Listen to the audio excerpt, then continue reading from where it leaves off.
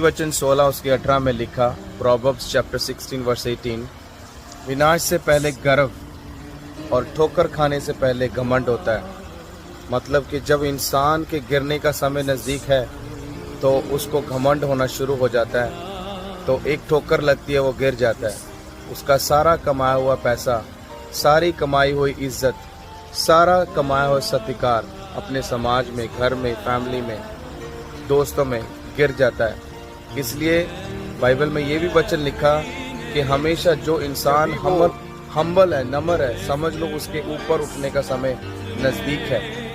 तो हमेशा याद रखो, किसी चीज़ का घमंड आपको ना हो, ना ही धन दौलत का, ना ताकत का। कितनी बड़ी बड़ी चीज़ें आपके पास है, कितने सुंदर आप दिखते हो, क्या क्या चीज़ें आप कर रहे हो, क्या क्या चीज़ें आप खरीद रहे हो, क्या क्या चीज़ें आपके पास है। याद रखो, घमंड आपकी ज़िंदगी का हिस्सा ना हो।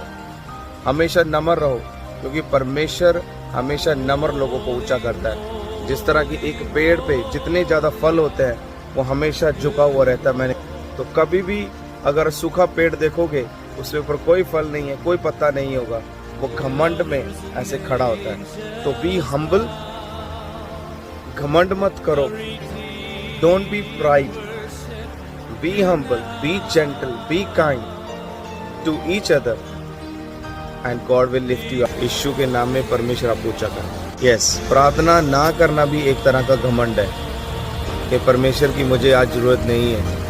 तो प्रार्थना नहीं भी किया तो कोई प्रॉब्लम नहीं है, प्रार्थना जरूरी है हमारे जीवन के लिए।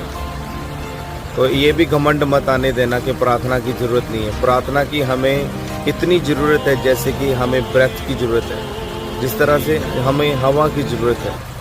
हालेलुया।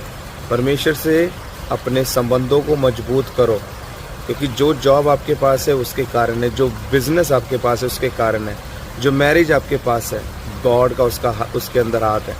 तो परमेश्वर से हमेशा बने रहो।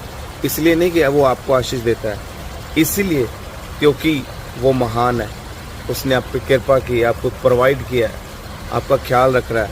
हमेशा ग्रेटफुल रहो, अप्रिशिएट करो गॉड को। तो घमंड आपकी ज़िंदगी का हिस्सा नहीं होगा, आप गिरोगे नहीं।